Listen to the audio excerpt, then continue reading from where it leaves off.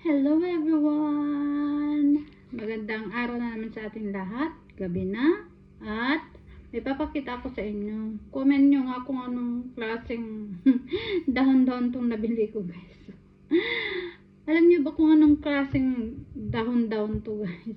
Nakalimutan ko yung pangalan niya. Binili ko sa sa palengke kanina. Sa bilihan ng mga prutas at gulay. Sabi nila, masarap daw to sa munggo. Sabi ng mga Ilocana, ang tawag daw dito sa sa amin, unti-unti. Unti-unti, mayroon siyang bunga.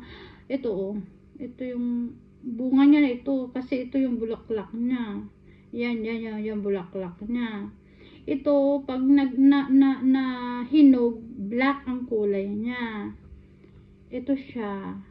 Comment nyo nga, guys, kung anong tawag nyo dito sa gulay na to. Na-curious ako sa lasa. Sabi kasi nila, masarap daw to sa munggo at saka salad. So, dahil marami na tayong nabili, 1 kilo daw. Ayan. Hihimayin ko ngayon. Hihimayin natin. Naglalaglagan yung mga bunga niya. Yung maliliit na bunga niya. Ang dami. Hihimayin natin at lulutuin natin. Yan ang magiging ulam natin. At may nakitira pa akong munggo noon. Nilagay ko sa frozen. So, ito siya. Magluluto tayo ng munggo, guys. Munggo ang uulamin natin ngayon. Frozen pa siya. So, mamaya ko palulutuin yan. Himayin ko muna to. Samahan nyo ako maghimay.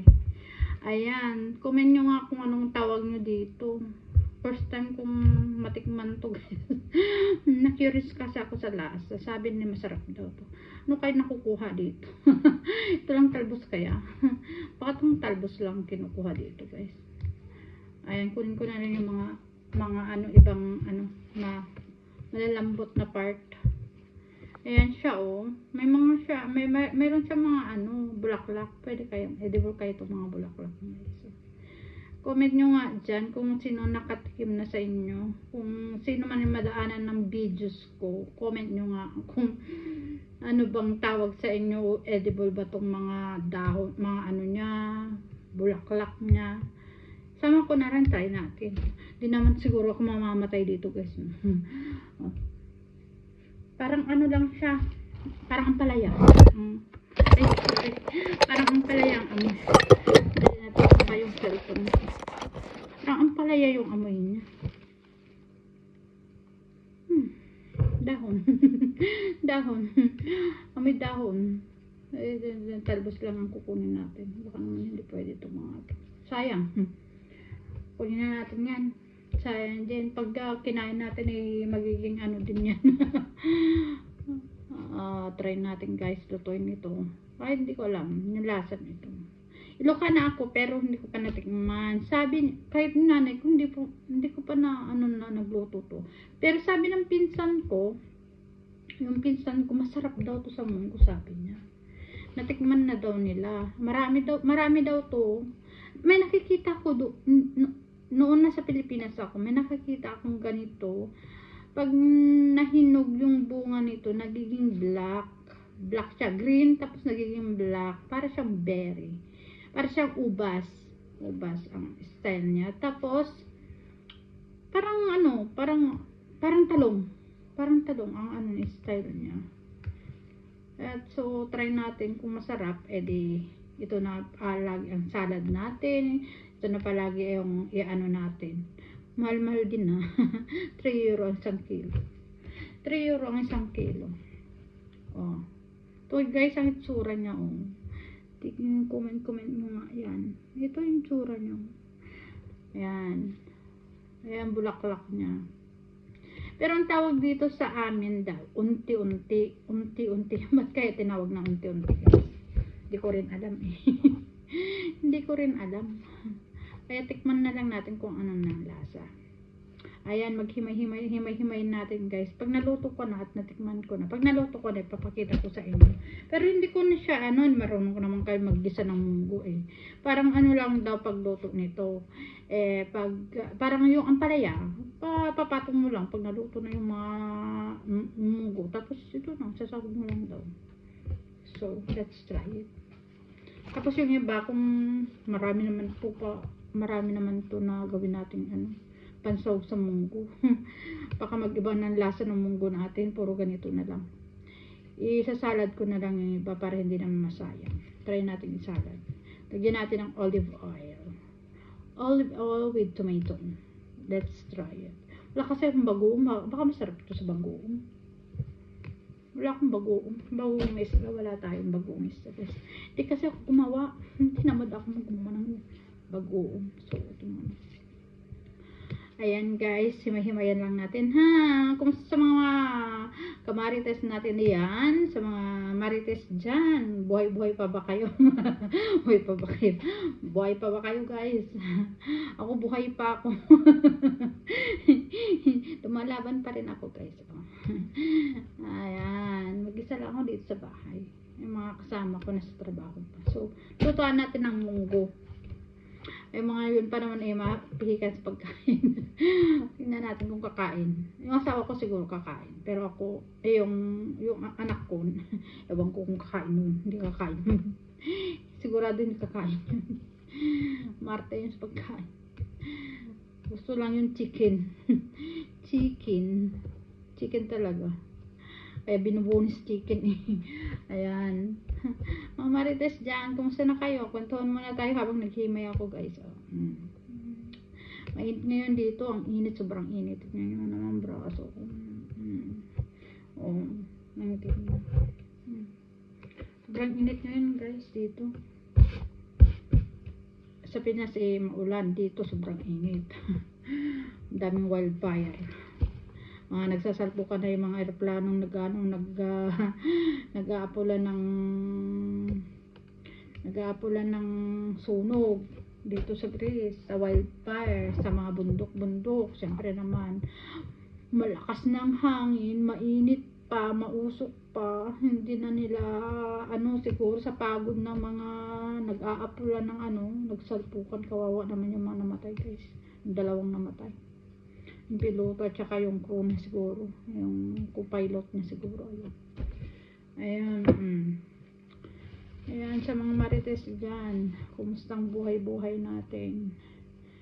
At ako'y pass muna ako sa mga marites dyan ha. Mag marites lang kayo. At ako'y mananahimik talaga ang buhay ko. So tahimik na buhay. Tahimik na buhay guys. Ano lang tayo, bahay, trabaho, minsan happenings, not all the time happenings. Wala, sabihin ko sa inyo guys, noon puro happenings, wala akong naiipon kahit 5 duling. Nauubos sa sugal. Kaya ngayon ayoko na. Sa mga OFW dyan, kumusta? Tunay ba? Every weekend may mga parte. Hindi pwedeng hindi naman kayo magdala, nakakahiya naman. Pupunta kayo sa mga parte-parte nyo, wala kayong dala. Syempre sa akin ngayon, laylo na ako dyan. Ay, laylo muna tayo guys. Tumatanda na tayo, wala pa naiipon, kaya kahit man lang konti, makapag-relax tayo ng konti. Mga ka-OFW ko dyan na waldas dito, waldas doon. Mag-isip-isip na tayo guys. Tumatanda na tayo. Ang dami na nating rayuma. Kaya ako medyo minahinay na ako sa parte-parte. Ayoko na sa parte-parte. Parte doon, parte dito. Pera doon, pera dito. Tama ba ako? Mga kasama nyo dyan, nag-iinggitan, bili dito, bili doon, shopping dito, shopping doon. Tama ba ako? Hindi. Pasyal dito, pasyal doon. Pwede naman na kayo mamasyal guys pag carry naman yung pinag-inipon nyo. Pwede kayong mamasyal para sumaya naman kayo, pero yung every time nainggit lang kayo sa kasama nyo, pasyal dito, pasyal doon, shopping dito, shopping doon, wala tayo talaga mapapala dyan. Kawawa lang tayo pag tumatanda na tayo. Pwede tayong mag-enjoy. Nakaplano lahat yan. Kailangan natin i-plano lahat ang bagay-bagay. Kasi runayarayuma na tayo. Tama ba o mali? Comment kayo dyan. Madadaanan ng ng aking video. na iba. Kaya mga ano natin, kada day off. Day off may birthday yan. Siyempre, to ka mo to, dalhin mo to. Kahit hindi mo sabihin na hindi ka magdala, siyempre nakakaya naman hindi ka bumili ng bitbitin mo. Alahan na pupunta ka saan yung kainin na wala kang bitbit. Kaya naman yun. Lalo na kung bata yung mabibili. Kulang yung 20 euro mo na ibibigay mo guys. So, minsan talaga nag-iisip din ako minsan so yun, dami nang sumasakit sa katawan natin. Kaya tama na muna. Tama muna ang gala-gala dyan. Ayan muna yan, paubayan natin sa mga baguhan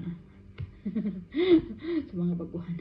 Tayo lumaluma na tayo dito sa Greece, kaya paubay sa mga baguhan dyan. Sige lang, mag-enjoy lang kayo. Tapos na ako dyan. Tapos na tayo dyan. Ito na, yung hinahimay natin. Marami pa. Ito pang salad ko siguro. Pang salad. Parang ampot. Parang nampot. Parang kasi nampot. Sa nampot angot na guys. Tignan niyo yung kamay ko. Ayan. Tinitinda naman nila, sigurado naman masarap to. Hindi naman siguro nakakamatay ito guys, diba? Tikman natin. Pag natigok tayo ay patay. Patay talaga. Patay talaga guys. Diba? Daldal lang tayo ng daldal. Mahilig tayo sa pagdaldal. Buti pa si Ibana, maraming kwarta. Ibana Alawi. Shout out Ibana Alawi. Pahingi ng iPhone dyan. Yung cellphone ko sira-sira na. Baka naman, Ibana Alawi. Mga vlogger dyan, maraming kwarta. Pahingi naman. Comment kayo naman kayo dyan. Kasi buti po si Iban ni Alawi, isang kembot lang niya yan. Ako po, kwarta kagad. Isang kembot. Isang vlog lang yung Iban ni Alawi. Ako po, sana all na lang. Mapapa sana all. Mapapa sana all ka na lang. Diba? Tama nga. Sana all ka na lang. Sarap kumanta. Wala tayong magic sing. Hindi ko alam kung saan nilagay na naman ng anak ko. Baka naman niya sa barkada niya. Hindi ko na naman mahanap yung Bluetooth guys. So sanang magwalwal. So na magkanta. Pantanggal ba ng sakit-sakit sa likod? Tanggal pagod. Meron ako dito pantanggal ng pagod Parang pagod. Kasi makita. Kunin natin yung pantanggal ko ng pagod. Pero pagod. Pagod ang tsura. Natin dito siya pagod na pagod.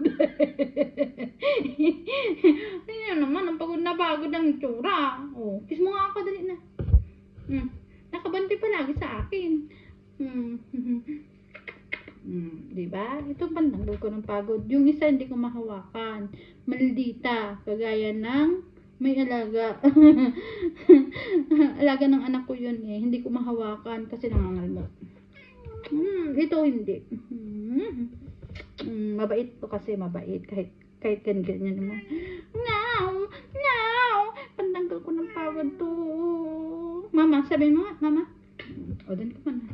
At pagkimay muna ako. Yun ang pantanggal ko ng pagod guys. Kahit hindi na ako magala. Basta, meron ako niyan. Masaya na ako. Yan na mura nang dumating sa akin yan. Sa amin yung pusang yan. Gumagaan yung pakiramdam ko kahit wala akong kausap ko sila. Kahit mag-isa ako dito, silang kausap ko, silang kasabay kong kumain. Para sila mga bata ba? Kasi mga kasama ko dito sa bahay, anong oras na dumarating guys? Dumarating mga yan, alas 12, alauna, kaya siyempre, bagot tayo. Kailangan natin ng kausap. Kailangan natin ng kausap. Ayan, yun namang kapitbahay namin, ang alaga nila mga aso. Maingay kasi ang aso. Mas maingay pa sa hanggang dito, taon. Dati may aso kami. Ang ingay. Ang ingay na nga, kailangan pa, pinapasyal mo, umaga hanggang gabi. Tapos, Laki-laki pang aso. Ang aso. Gusto ko ng aso. Gusto ko aso. Kaso lang, ang gusto ko sa aso, yung may paglalagyan ba ako, yung mayroong mahaba yung hardin, hindi siya paggalagala. Na ano, mayroon siya talagang kahit hindi siya kinukulong, basta mahaba yung ano niya, yung lakaran niya. Hindi nakakulong sa isang bahay. Ito, boarding house lang yung amin pinitirahan namin guys eh. At saka maliit lang, 2 lang kwarto. Pag tumae, amoy na amoy. Baho. Itong mga pusa namin, may cat litter sila. Nasa banyo yung ano. Pag tumae na, tinatabunan nila. Tapos, pag tumae na lang, tinadakot ko na kagad-agad para hindi mamaho. Tsaka, may ihi sila. Nimimintate ko na ano, hindi mabaho yung taay at saka ihi nila. So, nagkalat dyan. Ay, naku po. Disaster. Disaster. Parang silang mga bata. Etong alaga kong to, gustong naliligo kasi sobrang init ngayon. Ayan. Mahaba ng dagdalan natin at dami ko pang hihimayin guys. Ayan. Tumaba na naman tayo. Okay lang pa, tumaba. Ibig sabihin may kinakain tayo. Ayan guys, bye muna everyone at ako'y maghihimay muna. Papakita ko sa'yo kung naluto ko na yung munggo at saka tong unti-unti. Bye everyone.